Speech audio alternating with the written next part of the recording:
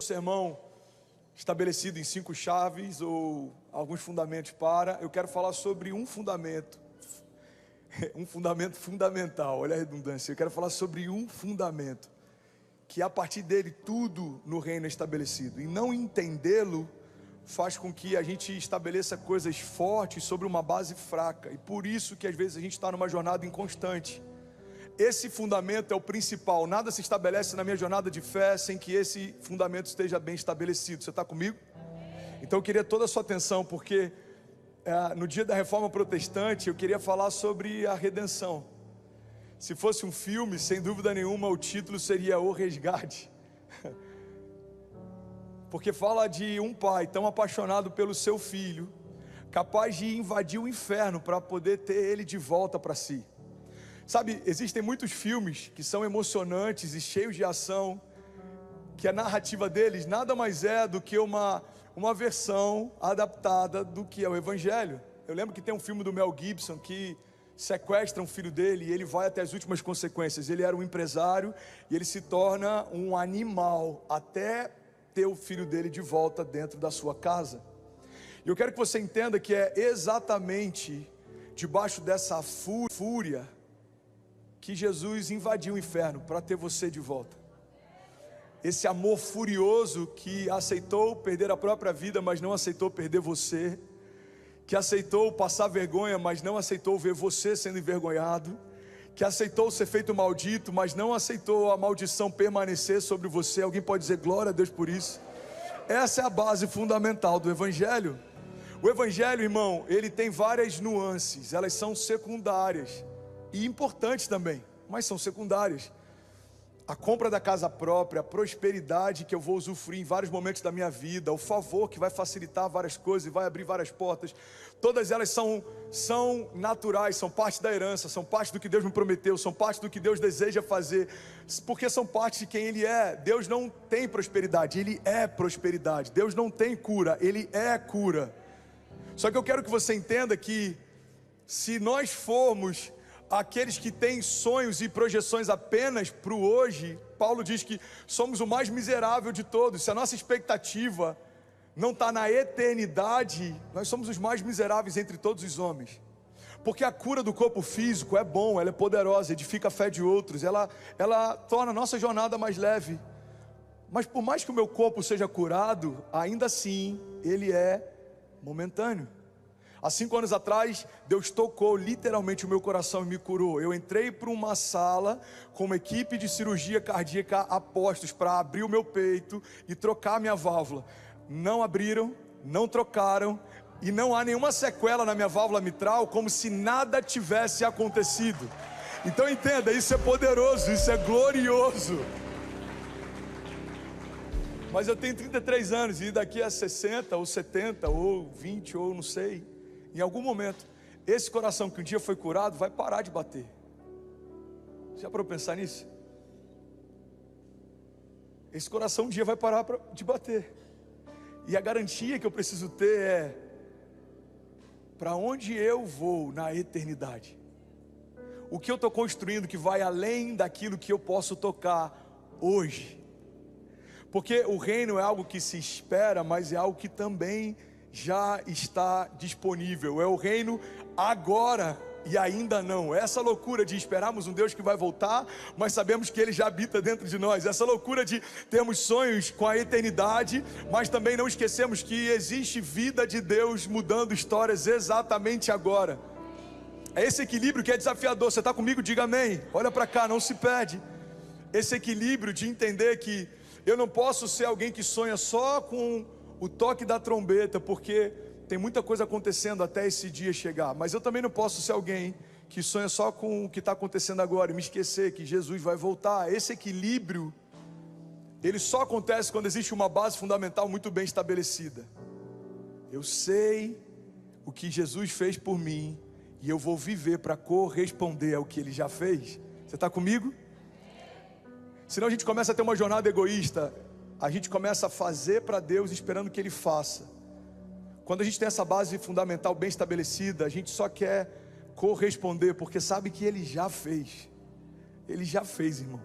Ele já pagou o preço, Ele já assumiu a sua culpa, Ele já passou por toda a vergonha, Ele já foi traído, Ele já enfrentou uma angústia mortal a ponto de transpirar sangue, Ele já lavou a cruz do Calvário e também o jardim, Ele já tocou o inferno, e ao terceiro dia Ele ressuscitou, Ele já tomou para si as chaves do inferno e da morte, e Ele reina em glória, assentado ao lado do Pai, governando de geração em geração. Isso já aconteceu, essa é a vitória da cruz, é o que nos sustenta, e o que deveria nos sustentar no dia mau e no dia bom também.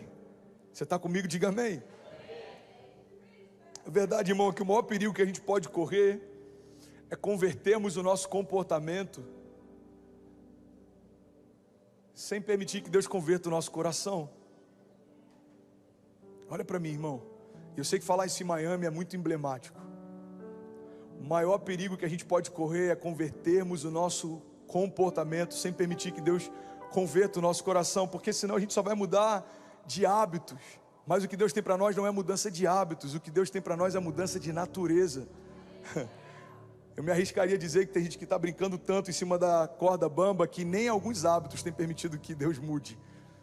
Olha para mim, irmão, não é sobre xingar menos do que se xingava antes ou fazer menos do que se fazia antes, é sobre nascer de novo, carregar a glória de Deus dentro de si, manifestar quem Ele é, tornar o Deus invisível visível através de você.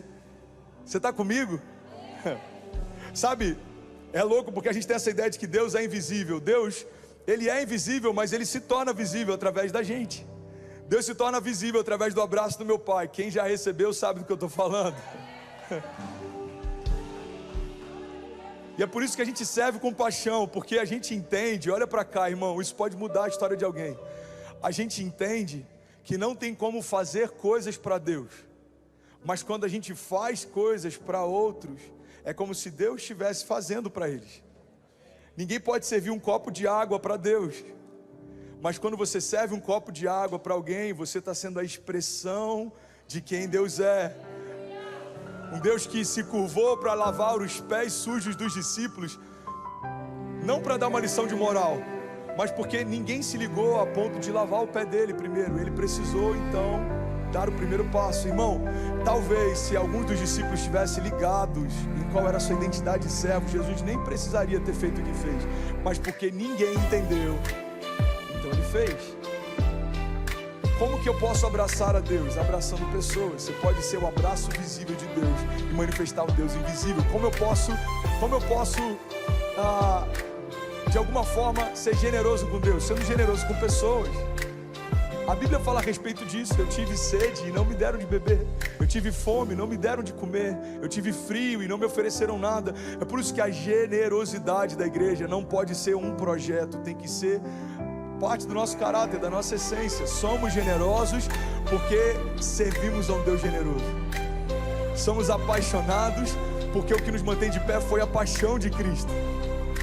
Somos intensos porque a graça que nos alcançou, ela é intensa, ela é escandalosa. Você está comigo, irmão? Olha para cá. Olha para cá, deixa essa palavra gerar vida em você. A graça é escandalosa. Ela feriu todos os preceitos culturais da época. Como o pai do filho pródigo, segurando nos seus vestidos e correndo em direção ao filho, isso jamais aconteceria na cultura da época. Um pai não se humilharia a fazer isso, ele esperaria na porta o filho voltar. Talvez alguns nem receberiam mais o filho de volta, mas Deus não é como a gente é. Então quando Ele fala do filho pródigo, Ele não está preocupado com o que o filho fez, Ele está feliz em saber que o filho voltou. E essa é a expressão que Ele tem para a igreja. A igreja não foi chamada para apontar o pecado, a igreja foi chamada para apontar o caminho, irmão. Só há um caminho que leva ao Pai. Você está comigo? Se for para Jesus, você pode celebrar com mais intensidade. Só há um caminho. Por isso que na Reforma Protestante, uma dessas solas que fala sobre somente Cristo, quebrou algo que até então se acreditava, na possibilidade da ministração da graça através de sacerdotes ou através de lideranças da igreja. É só pela graça e é só através de Cristo. Não há nenhum caminho que leve ao Pai se não for através dele. Não há ninguém que nos reconecta com Deus se não for Ele. Não há nenhum santo, por mais santo que algum homem possa ter sido, que faça aquilo que só Jesus poderia fazer. Você está comigo? E aí, tudo bem? Você acabou agora de assistir um vídeo. Se você ainda não está inscrito, já se inscreve também no nosso canal, ativa esse sininho aqui embaixo de notificação e toda vez que eu fizer uma live ou estiver transmitindo uma mensagem ao vivo, você vai ser um dos primeiros a saber. Mas eu deixei mais 2 indicações aqui que eu espero que façam muito sentido para você. Então já aproveita e clica para assistir a próxima mensagem, beleza? Seja bem-vindo ao time de incendiários e eu espero de verdade que essas mensagens mudem a sua vida como elas têm mudado a minha também. Até a próxima. Valeu!